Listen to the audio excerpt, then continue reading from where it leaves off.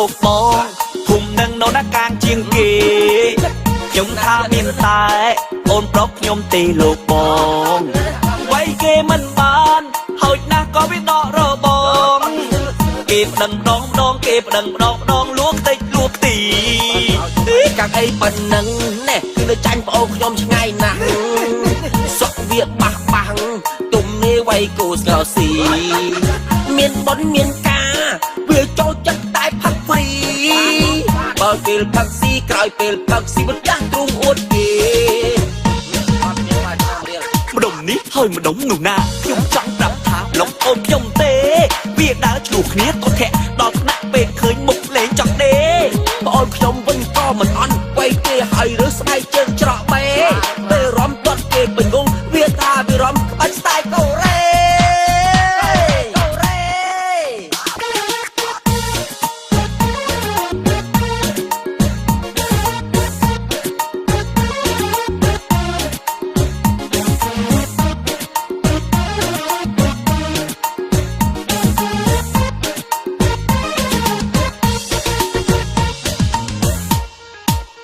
នេះរឿងពីមុន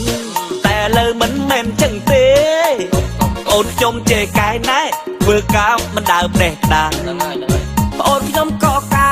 មិនដើររករឿងតាមធំបាំង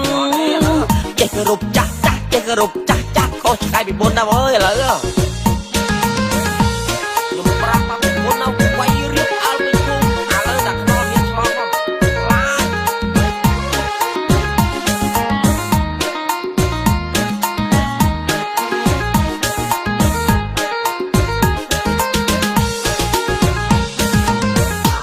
ចម្ដុំនេះហើយម្ដុំនោះណាខ្ញុំចង់ប្រាប់ថាឡុកអូនខ្ញុំទេ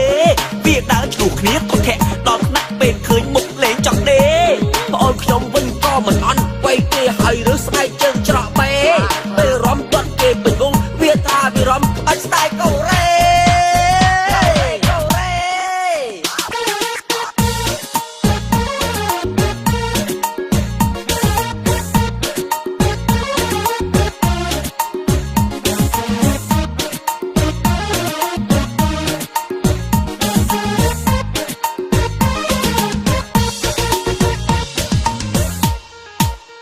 នេះរឿងពីមុន